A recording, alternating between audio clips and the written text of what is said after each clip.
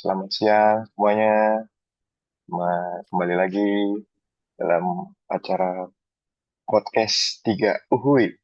Podcast yang ngomongin tentang Uhuy Uhuy.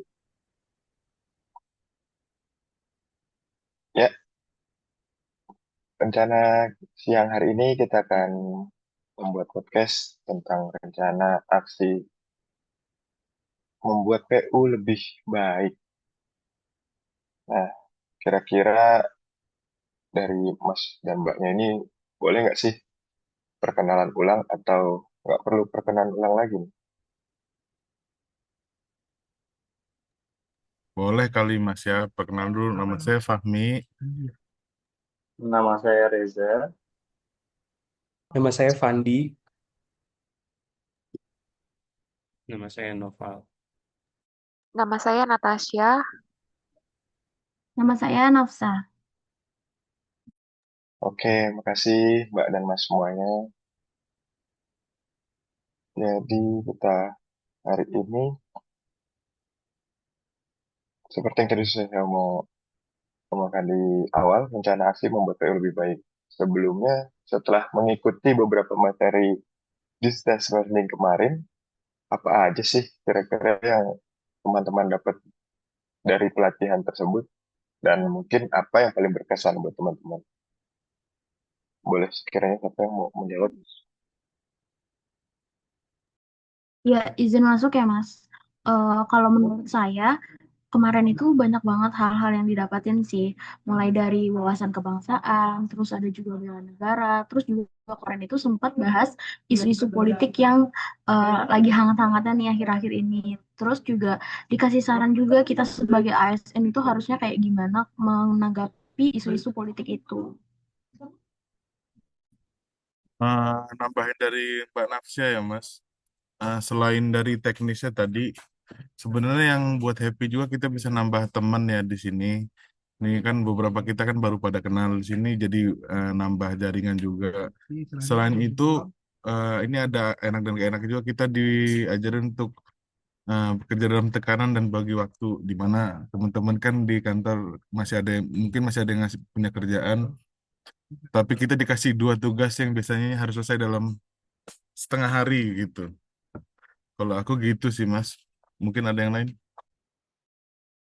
Oke, gitu ya Mas Fahmi dan Mbak Anas Napsa.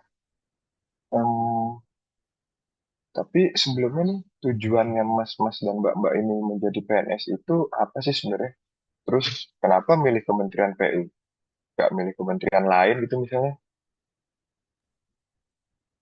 Sebenarnya bingung juga sih Mas kalau ditanyain ya, karena kan dari awal juga sering nih ditanyain kenapa sih mau masuk PU, kenapa mau jadi PNS gitu kan ya. Kalau saya sih sebenarnya simpel sih Mas. Saya memilih Kementerian PU itu karena sesuai dengan latar belakang pendidikan saya aja gitu kan. Latar belakang pendidikan saya teknik sipil, jadi saya rasa kayaknya kalau masuk PU ini bisa kepake lah gitu kan.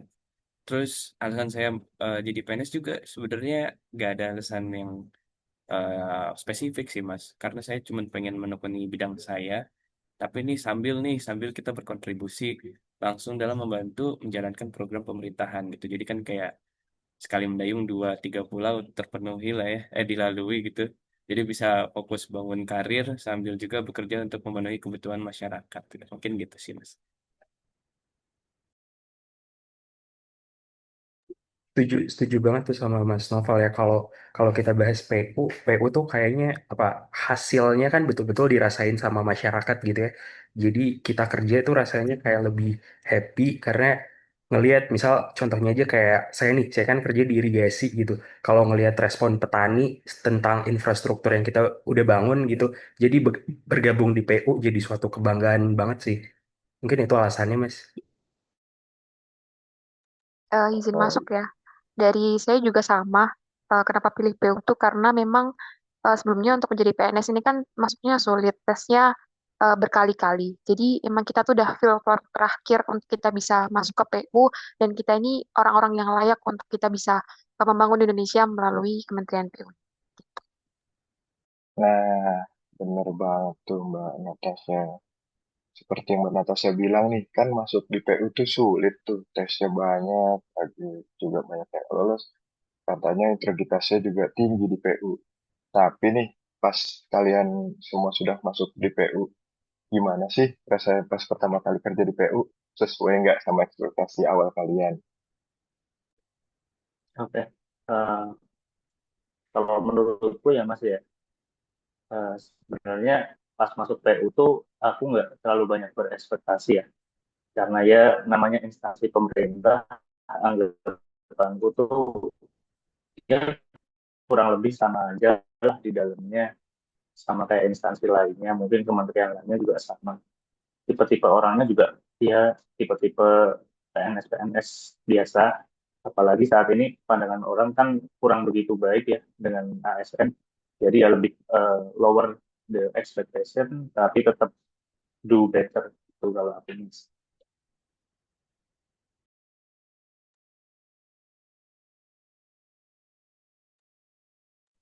Oh, begitu ya. Seperti itu ya, Mas Reza. Lalu, bagaimana cara kalian beradaptasi di lingkungan kerja PU ini sekarang?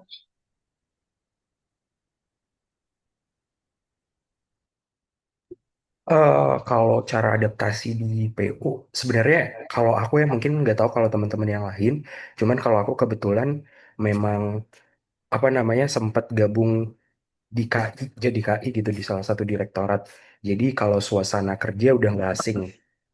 Tapi karena ini penempatannya di direktorat yang lain, eh jadinya belajarnya semua dari awal banget gitu. Kenalan sama semua rekan-rekan gitu ya. Terus selalu bangun komunikasi gitu karena kan memang baru kenal gitu ya. Dan selalu aktif belajar, tanya, eh, kasih kontribusi sekecil mungkin di kerjaan gitu ya. Ikutlah, mulai ikut kerja. Dan yang pasti selalu jaga sopan santun, perilaku, biar kita tuh cocok gitu ya sama lingkungan yang baru ini. Dan yang paling penting itu belajar buat profesional dan disiplin sih. Iya, Sama benar banget. Eh, Kata Mas Pandi ya, kalau dari aku sendiri sebenarnya nggak terlalu sulit terkait adaptasi. Ya, sebatas kenalan sama bapak ibu yang lebih senior, kemudian ikut kegiatan rutin juga di unit kerja, ikut olahraga juga, badminton, kayak gitu, dan lain-lain. Intinya sama tadi, lebih proaktif saja gitu. Karena kan kita baru di sini, jadi kita harus lebih aktif lagi untuk dapat info-info penting, untuk bisa lebih tahu gitu. Itu sih kalau dari saya. Mungkin tadi Mas Fahmi mau ya, menambahkan. sebenarnya saya sepakat sih. Memang kalau di tempat yang baru itu memang cenderung sulit ya. Tapi benar juga kata Mas Reza, salah satu caranya itu banyak belajar sama senior di kantor gitu. Mungkin banyak dapat arahan, banyak dapat ilmu gitu. Kebetulan senior-senior di sini ini pada suportif gitu loh. Jadi sangat membantu kita untuk beradaptasi. Bukan begitu kan Mas Rahmadi? Iya. Saya boleh izin menambahkan nggak, Mas? Oh iya, boleh. Gimana Mbak Natasha? Silahkan. Sejujurnya kalau dari saya sendiri, saya itu kaget untuk masuk di PU pertama. Karena kan saya lulus tuh Oktober 2024 dan langsung masuk ke CPNS kan. Nah, bayangan saya tuh ketika masuk di PU tuh akan terjun langsung ke proyek-proyek. Ternyata direktorat yang saya pilih kan di pusat, dan itu kan banyaknya tentang administrasi kan. Jadi kayak nota dinas, notulensi, nodin ke direktur, nodin ke dirjen, dan lain-lain. Itu kan banyak banget tahapannya dan harus benar-benar bahasanya tuh kita atur untuk nggak salah maksud yang pembacanya gitu kan. Jadi itu aku belajar banget sih ketika 2 bulan awal ini di PU terkait surat menyurat, nota dinas, dan lain-lain. Gitu.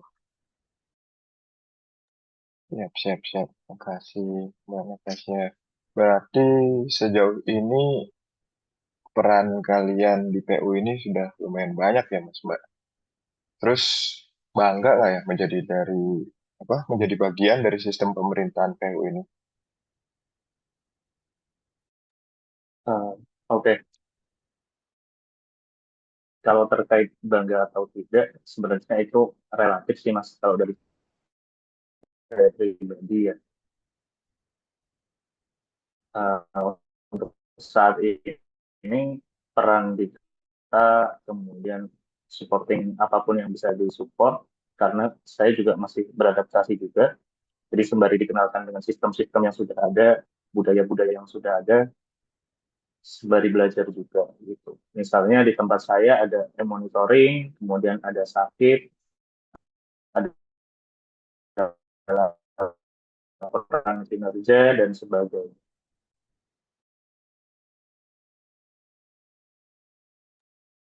Sakit, laporan kinerja. Mungkin Mas Mbaknya yang lain ada yang mau menambahkan?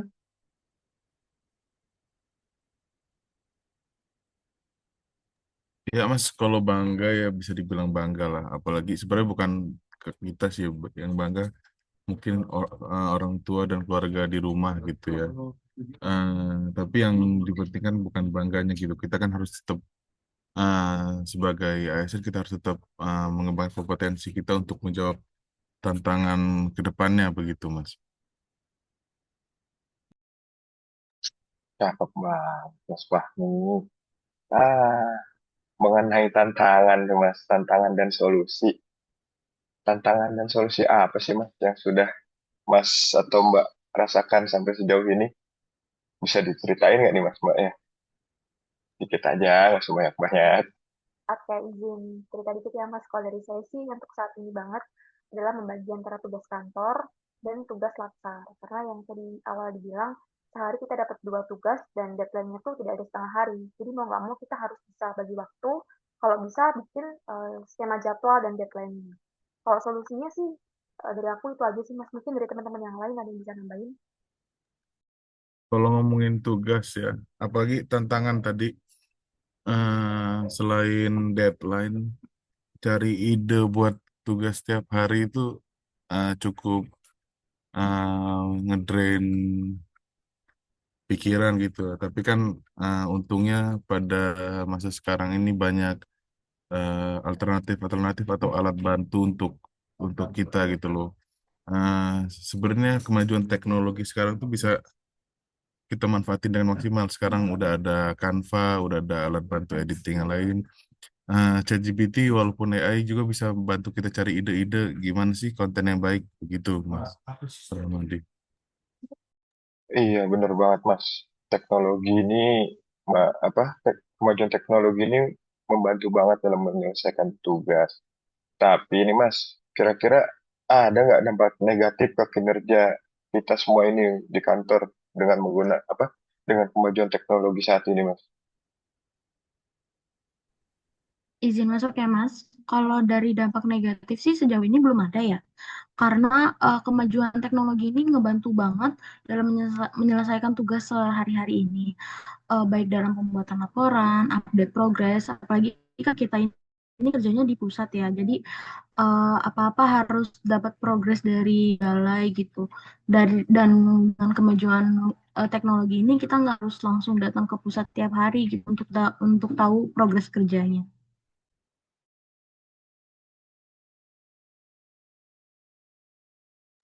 Hmm, eh, ah, ada yang mau menambahkan lagi?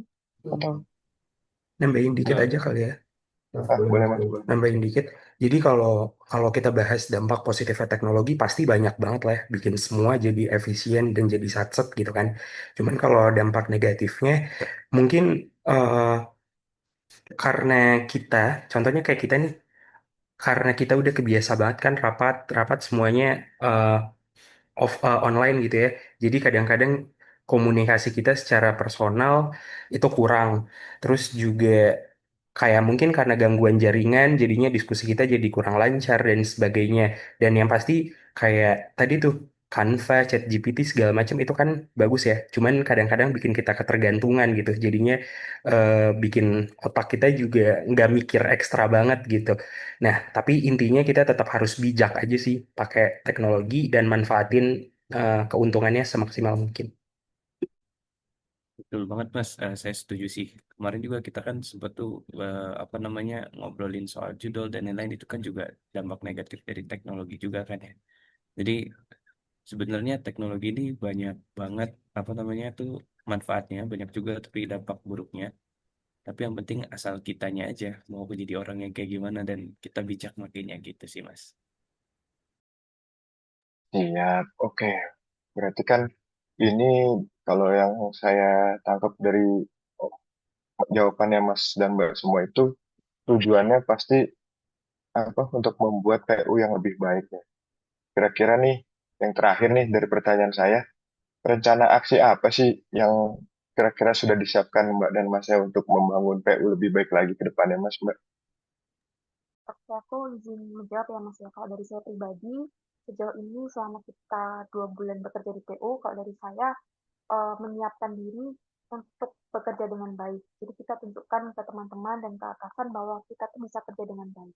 Selain itu, kita harus jujur, bertanggung jawab pada tugas yang kita emban, dan mau untuk mengikuti perubahan-perubahan. Contohnya, kalau di saya ada mata dinas yang itu ada yang mau ditulis gelarnya, ada yang enggak. Jadi itu dikit-dikit revisi perihal itu. Jadi kita harus mau dan siap akan perubahan itu. Kalau dari saya seperti itu.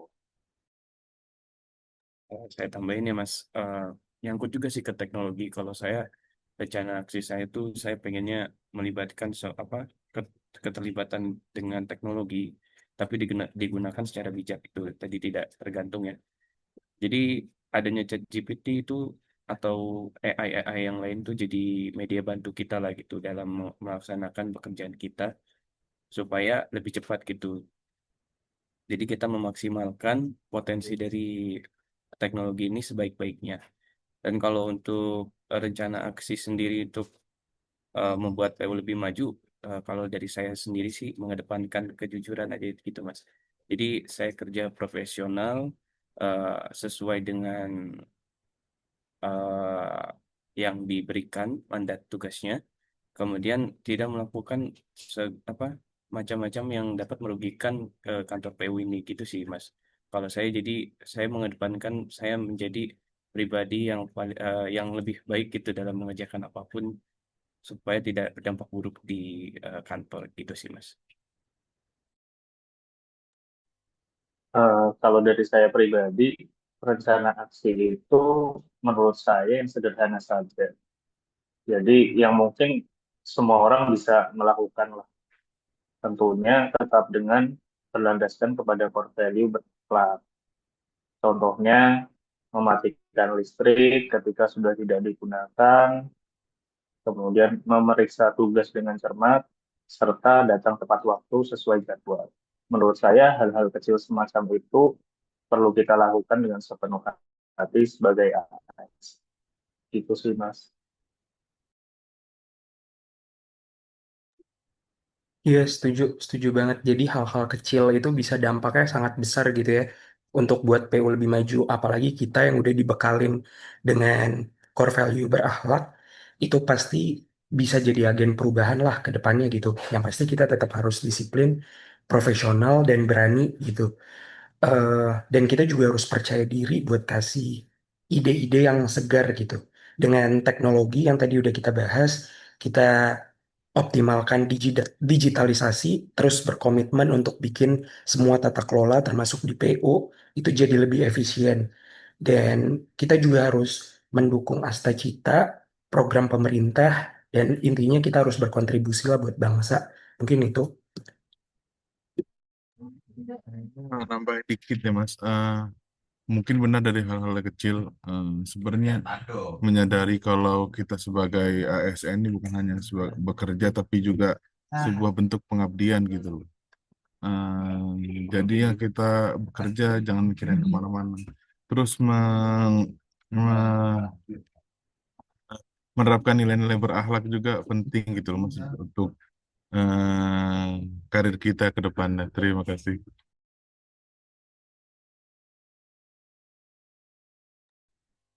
Ya, izin nambahin dikit lagi ya, Mas. Mungkin aku juga setuju setuju banget sama pendapat dari teman-teman semuanya. Terus juga kita harus bekerja dengan loyal, nggak boleh setengah-setengah kerjanya, terus tanggung jawab dan juga mendukung visi misi serta program kerja yang ada di itu. Itu sih.